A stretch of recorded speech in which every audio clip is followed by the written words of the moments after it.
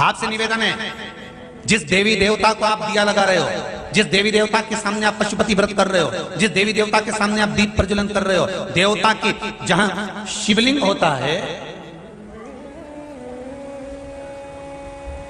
ये शिवलिंग, ये जलाधारी, ये शिवलिंग रखा है। कई माताओं की आदत होती है, कई भाइयों की आदत होती है कि जहां, स्पीकर बंद हो गया सर, जहां शिवलिंग होता है, रिटर्न बंद है, जहां शिवलिंग होता है तो वहां जहां शिवलिंग रखा हुआ है कटी में, जहां शिवलिंग रखा हुआ है कटी के अंदर, जहां शिवलिंग का भाग उस जलाधारी पर रखा हुआ है, तो वो जलाधारी पर जहां रखा है, ये मां जगत जननी जगदम्बा है, माता पार्वती जी का हस्त कमल है। और आप लोग दिया कहां रख देती हो? कई माताएं दिया रख देती है, जहां शिवलिंग है तो उसके आसपास में जो गोल जलाधारी है उसी पे दिया रख देती है, जला जला के। नहीं भाई, बहुत ध्यान रखिए महाराज, बहुत ध्यान रखो जरा, बहुत ध्यान रखिए आप उस चीज का कि ये जो दिया आपने रखा है, जो ये दिया आप रख रही हैं, इस दिए को उस जलाधारी से आपको थोड़ा दूर रखना, भगवान के करीब नहीं, भगवान को लगना नहीं चाहिए। श्रीफल, नरियल, आप शिवलिंग की इस जलाधारी पर नरियल नहीं रखना है आपको।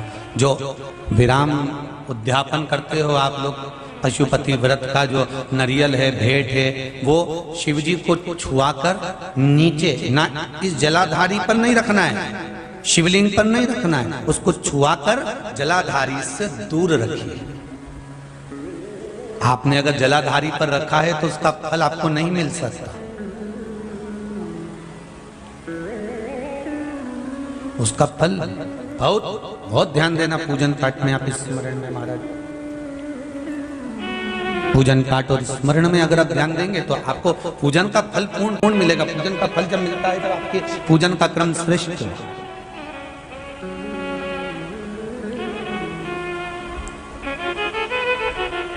पूजन का फल तभी प्राप्त होता है महाराज, और उस पूजन के फल को हमें अगर प्राप्त करना है तो हमको श्रेष्ठता धारण करना ही पड़ेगा, हमें अपनी गलतियों को सुधारना पड़ेगा। जहां शिवलिंग रखा हुआ हो, जलाधारी जो है वो पार्वती जी का, रिटर्न बढ़ाओ भाई, पार्वती जी का स्थान है।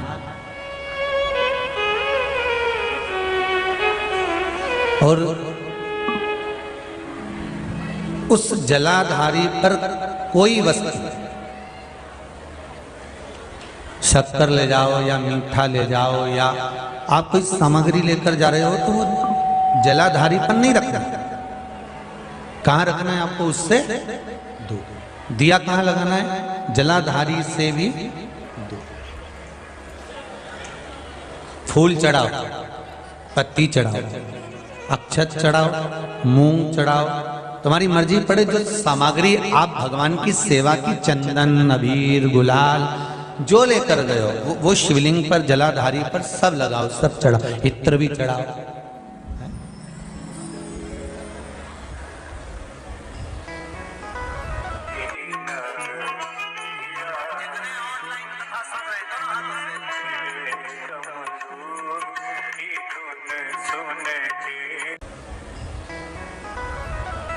सब समर्पित कर।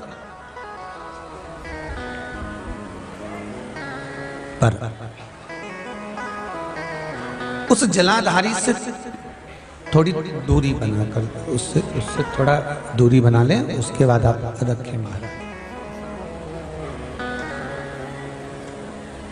थोड़ी सी दूरी बनाकर अगर रखेंगे तो भगवान उसको स्वीकार करेगा। जैसे रुद्राक्ष की माला पहन लेने वाला व्यक्ति, गले में अगर एक रुद्राक्ष पड़ा हुआ है या तुलसी की माला पड़ी हुई है, पद्म पुराण के पाताल खंड में अध्याय नंबर 7, अध्याय नंबर 9, कौन सा पुराण है? पद्म पुराण। कौन सा खंड है? पाताल खंड। पद्म पुराण के पाताल खंड में अध्याय नंबर 7 और 9 में तुलसी और रुद्राक्ष का वर्णन आता है।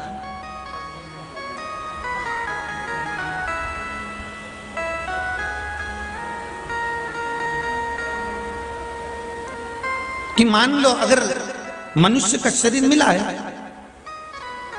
और आपके जीवन में कोई आपको गुरु ही नहीं मिला, कोई अच्छा सदगुरु प्राप्त ही नहीं हुआ,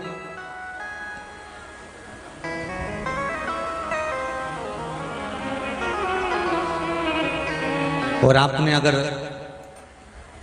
गुरु मंत्र भी नहीं लिया हो, गुरु मंत्र भी अगर धारण नहीं किया हो,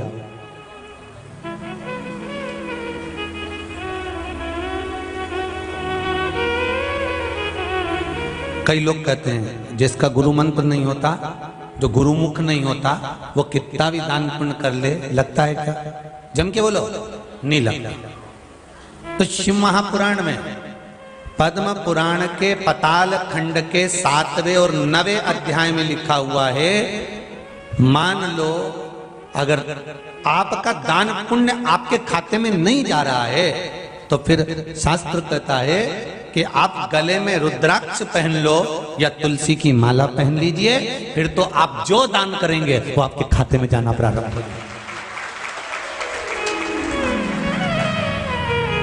गले में या तो रुद्राक्ष का एक मनका या माला, कुछ भी अगर आपके गले में पड़ी, रुद्राक्ष की एक मनका या एक माला भी आपके गले में पड़ी हुई है, या तुलसी की माला का एक मनका या तुलसी की माला भी आपके गले में पड़ी है, तो उसका फल आपको मिलना प्रारंभ हो जाएगा।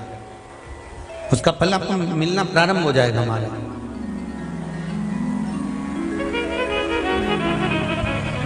फिर आप जो दान करेंगे, पुण्य करेंगे, सत्कर्म करेंगे, भजन करेंगे, कीर्तन करेंगे, फिर आप जो भी कर रहे होंगे उसका फल आपको मिलेगा, आपको प्राप्त होगा।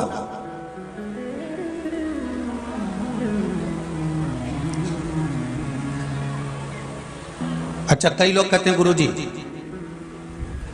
माला पहनने से क्या होता है, रुद्राक्ष पहनने से क्या होता है, तुलसी की माला हम पहने या रुद्राक्ष की माला पहने, लोग क्या कहेंगे, हम नवयुवक बच्चे, आज के जमाने के लड़के लड़कियां ऐसे पहनेंगे तो लोग क्या कहेंगे। कई स्कूल तो ऐसे हो गए जहां माला तक कह देते हैं पहनकर मत आना। तब